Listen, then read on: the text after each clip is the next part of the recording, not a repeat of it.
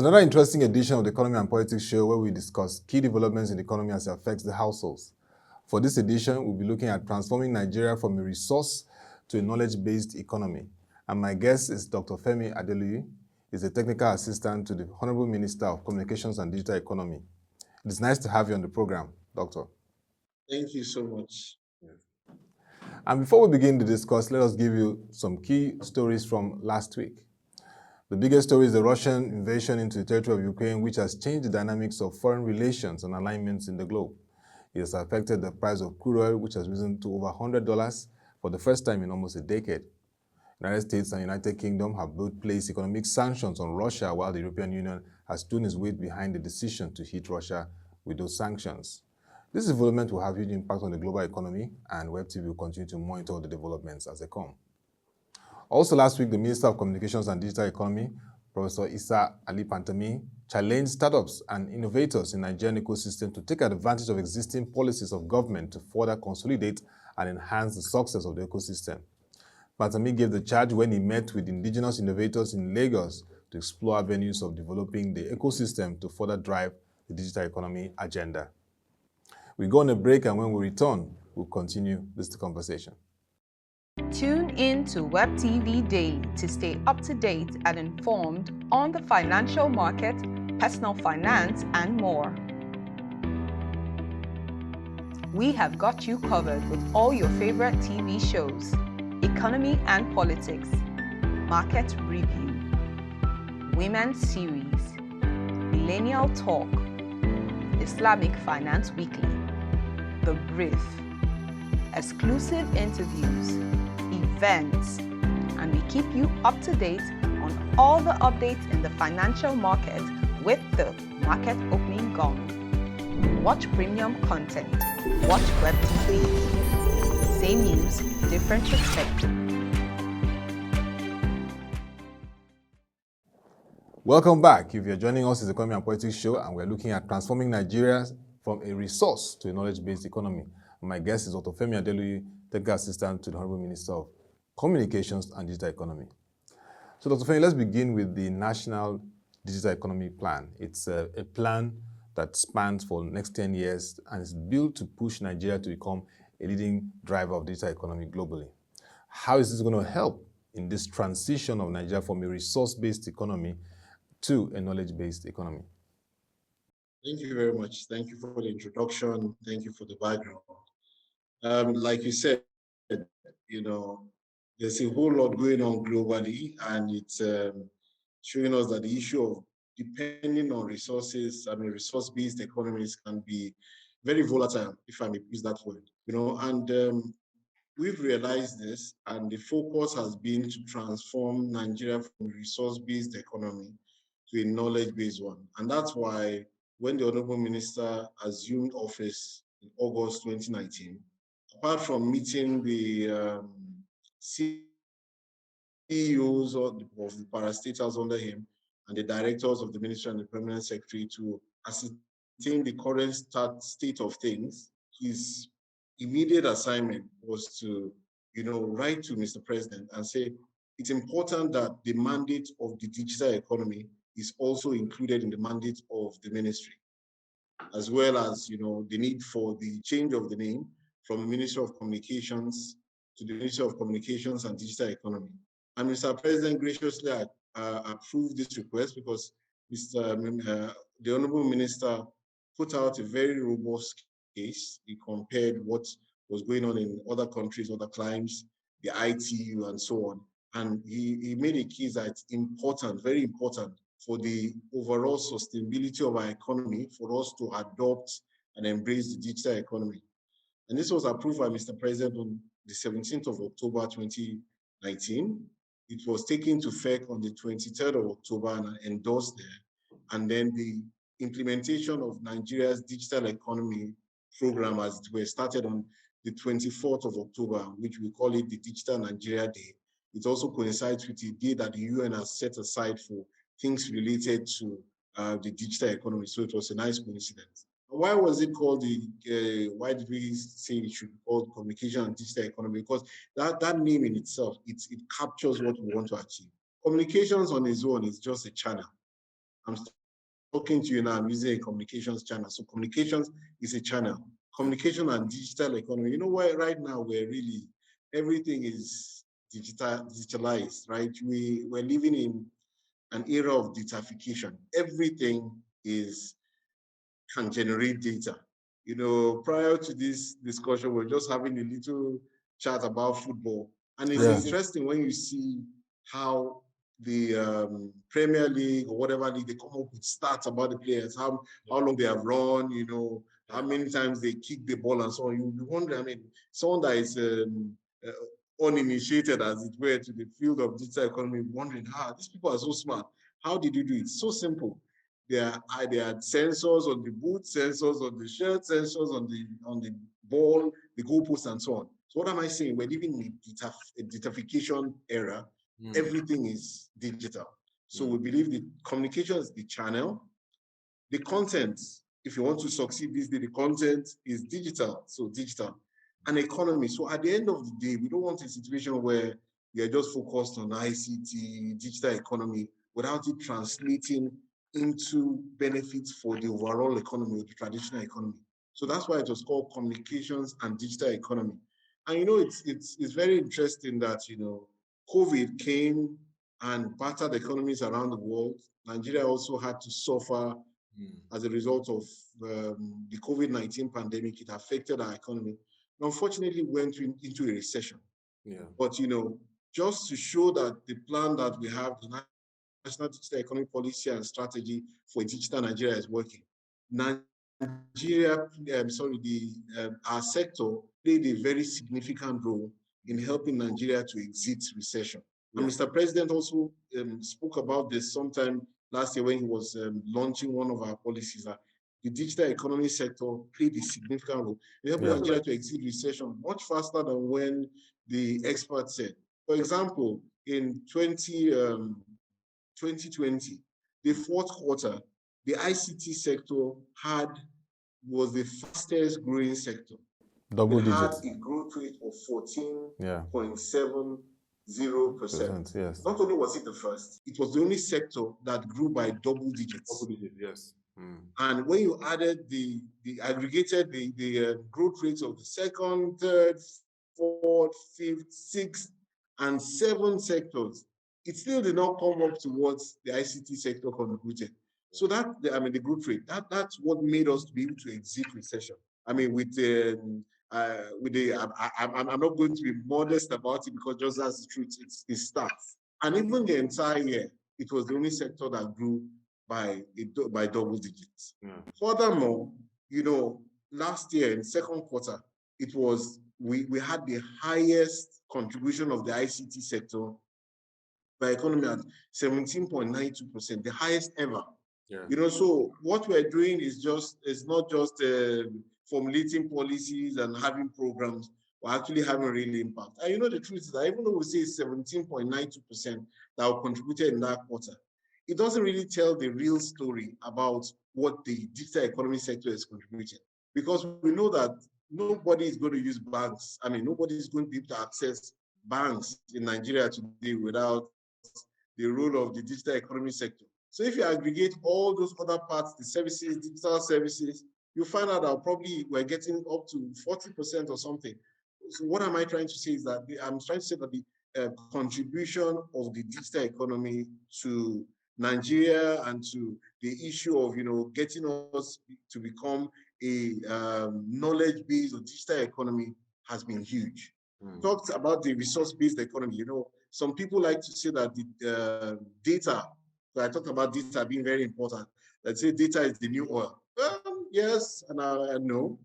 Data, yes, can be taken to being the new oil because they're saying it's the major contributor to the world economy.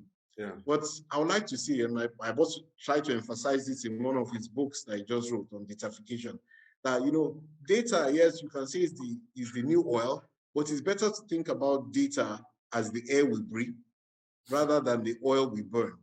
Because in the case of oil, it depletes and so on. We're counting how many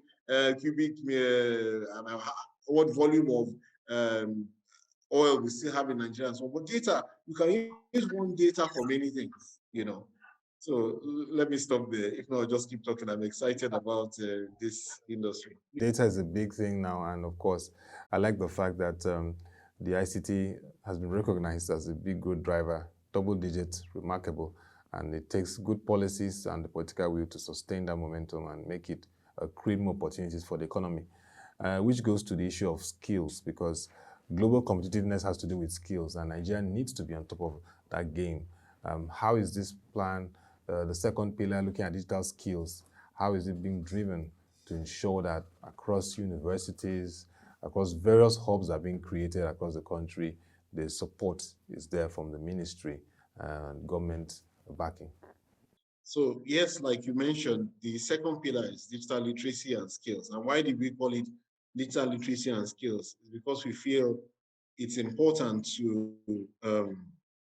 address the different strata of society in terms of their level of skills and level of competence. So digital literacy for people who have little or no skills, and digital skills as in the higher end for people that want to increase their level of competence. And really, you cannot have a sustainable digital economy. I mean, there's a number of elements that you need for a sustainable indigenous digital economy. You need things like digital entrepreneurship, digital innovation, and you cannot have this without skills. You understand? So it's important that we make as many people, the more the merrier, have the requisite digital skills to be able to cope and to be able to thrive, not just cope, but to thrive in the digital economy. And I would like to say at this point that, when we think about digital skills, many of us just think about what what people call the hard skills. Hard skills, so I know how to code, I know how to, design some things, I know how to use Python, I know I'm a cybersecurity expert and so on. But when you talk about skills, there are actually two parts. Just like you have software and hardware, you have soft skills and hard skills. Soft skills, you talk about things like creative writing, creative thinking, critical thinking, being able to analyze things, even being courteous, many things that come under soft skills. Hard skills, we've been doing some research in the ministry, and in this day and age, in the digital economy, when you are talking about hard skills, yes, you can talk about how to use the computer and so on, but a core of the hard skills these days are actually the emerging technologies, the big data analytics, the artificial intelligence, the cybersecurity. Those are the things that are driving much of what we are doing today. And so in terms of what we are doing to support this, we have a plan to ensure that 5 million people have access to digital skills, either afresh or enhanced skills over the period of the plan. That's 10 years, right? And obviously, government cannot do it alone. Yes. The Honorable Minister always likes to emphasize that, the aggregate demand for the GDP, only 8% is the contribution to government. Only 8%. So if you want to have anything that will be sustainable and will have the level of impact that you desire, it's very important to make sure that the private sector come to the table. And so we're partnering with the private sector, both the indigenous private sector and the private sector, the foreign private sector. So we have partnerships with Nigeria Computer Society, we have partnerships with Microsoft, IBM, and just before the lockdown, when the Nigerian National Broadband Plan was launched, at that same event on the 19th of March, 2020, Mr. President also launched the Digital Nigeria program that focused on skills. Unfortunately, shortly after that, COVID sent all of us home, and people were in the term that became very popular, lockdown, and so on and so forth. But we believe that, with digital technology, people don't have to be locked down. They can still use the opportunity to improve themselves. And we partnered with these people I'm talking about, the African Development Bank, and the Honorable Minister launched a platform called digitalnigeria.gov.ng. Shortly after that, another one was launched by a parastatal under the ministry, NIDA, that focused on skills as well. And many people enrolled. It's very encouraging. People enroll on the platforms, they could download the apps, and we had numbers. The numbers were increasing. In fact, the aggregates of the numbers that participated from that and so on, we've had an impact almost reaching 500,000 people, and that has been quite encouraging.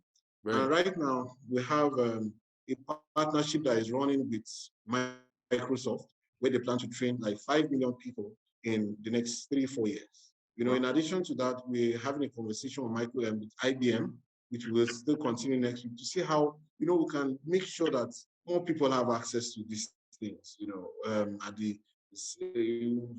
don't want a situation where we're just waiting for them to acquire the skills when they have left school or when they are just about to leave school. Catch them young.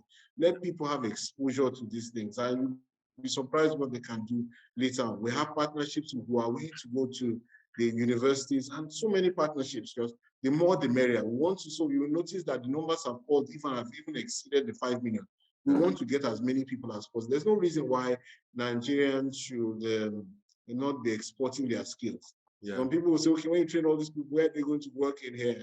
I mean, there's actually a lot to go around. And like I said, we want a situation where Nigerians also, why not, with business process outsourcing, get some jobs remotely. Why not, even if there are some external positions, we want Nigerians to fill it, because we know that we have the capacity to do it. And government is encouraging the private sector, encouraging the startups. We talked about the Honorable Minister meeting the startups last week to encourage them and to show them that government is committed to supporting them. Late December, the Honorable Minister actually took the Nigeria Startup Bill to the Federal Executive Council, and it was approved. Now, Mr. President has already forwarded it to now. So there's a lot of activity, and we're hoping that it will translate into a lot of success for the sector and the economy. Yeah, I'm particularly impressed with the fact that you have an ambitious goal of training 5 million with digital skills. Because when you look at India, India is a good example of investments in digital skills, and they are globally spreading everywhere using those skills and creating value for their economy. So let's look at the required infrastructure to boost digital economy in Nigeria. Recently, of course, the 5G license was issued, which will also help boost that infrastructure. And then there's been the discussions around broadband, improving the broadband penetration. Now, of course, you talked a bit about the 2020-25 broadband plan. What are those top 2-3 levelers that will really achieve this? Because the infrastructure is very important for us to tie key into the digital economy that will make us continue to tap into this economy and unlock socio-economic opportunities for Nigerians. Infrastructure is important. When I talked about the communications part of the ministry's name and the channel, a whole lot of it has to do with infrastructure. I know infrastructure is going to be difficult to communicate and have that channel. And the National Broadband Plan that was launched by Mr. President in 2020 actually is focused on that. It's a plan to ensure that by the end of 2025, 90%, right, of Nigeria's population will have access to broadband. 90%.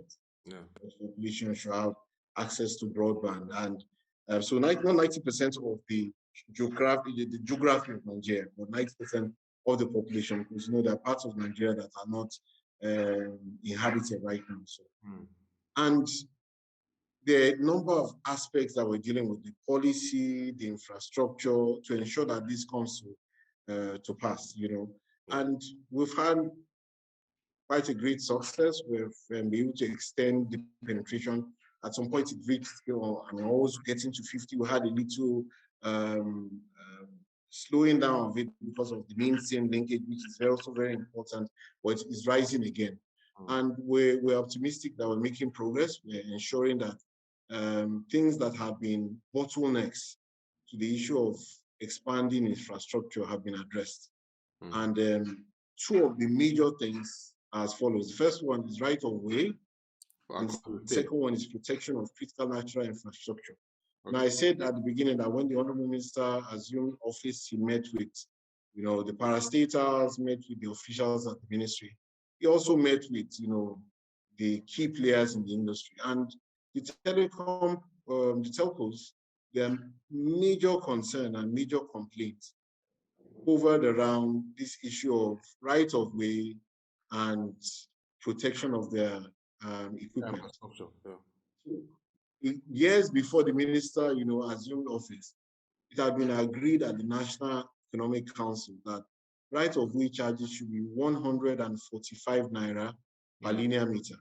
Yeah. Unfortunately, this hadn't been implemented. In some cases, a number of states saw it as an opportunity to raise to raise up the value of the internally generated revenue. So some were charging 10,000, 15,000 per linear meter.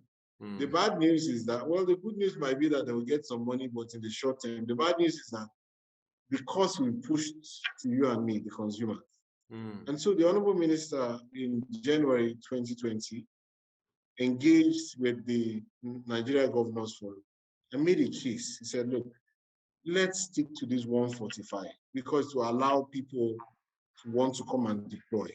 Because the telcos were saying a vast amount of the funds that we're using for deployment were used for the right of way charges. So if they use so much of their money for right of way charges, how are they going to get sufficient funds for investing in the equipment that will help the states? Yes. So he got them to see reason, and the governors were unanimous in deciding that we'll have the 145 naira per linear meter, and many of them have started implementing that. They came up with executive orders, some came up with laws, some made pronouncements and so on and so forth. And we've been very grateful to them for this. Of course, there's still some people to join the train, but we're hoping that they will do so swiftly. Okay. So the other issue of protection of critical national infrastructure is that the minister made a case to the president, and the president directed the security agencies across the country to protect the critical national infrastructure. So that has also been done and is helping the sector. So we're growing steadily. There's something called the Broadband Implementation Steering Committee, BISC, that is coordinating the activities of the Nigerian National Broadband Plan to ensure that we achieve what we want to achieve. For example, the issue of the cost. So this policy addresses different aspects, not just infrastructure. So we have things like policy, infrastructure, demand drivers, incentives, and things like that. So we want to see what's the use of having broadband connectivity, and then people cannot have the devices to access the broadband. So we're looking at ways of making sure that the devices that people use are cheap enough for them to be able to afford.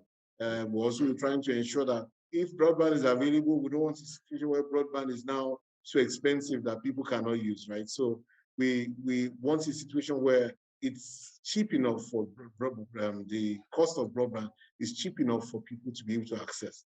When the minister took over, it was a little over 1,000 naira for a gigabyte of data, averagely. And the NCC gave him a report in 2020. That price had dropped to a little less than 500 naira, even moving faster than the pace of what we want to achieve. So a lot is being done. Of course, there's still challenges here and there, but we're forging ahead to ensure that we achieve the laudable objectives of the plan. Yeah, thank you very much, Dr. Femi. It's very clear. There's some states already taking up that, Ekiti, Kaduna, Lagos, and Kwara. So other states should learn from that and create an enabler for the right of way. And also, I'm happy about the critical infrastructure, the protection, and most importantly, also having a very strong cybersecurity framework. Well, thank you very much, Dr. Femi Adeluyi, for this interesting conversation. Nice to hear what part of the activities of the National Digital Economy Policy and how it's positioning Nigeria to become a very critical digital economy. And we look forward to having conversations with you as more developments occur around the ministry. Thank you once again, Dr. Femi Adeluyi, Technical Assistant to the Honorable Minister of Communications and Digital Economy, our guest today on the Economy and Politics Show. Thank you once again. Thank you for your time. Thank you for the invitation. And that'll be all for this edition of the Economy and Politics Show. If you have questions, comments, or suggestions on transforming Nigeria from a resource-based to a knowledge-based economy, please send them to otobasi.abasecon@prochanging.com. We'll be glad to respond to you, comments, suggestions, or questions. Also join our website, www.prochanging.com, to read our latest news, articles, stories, and reports. Particularly, you can go down tech trends, policy and tech regulations, amongst others. We have them captured for you. You can engage us via our social media platforms displayed on the screen. Till we come your way again, thank you for watching and have a nice day.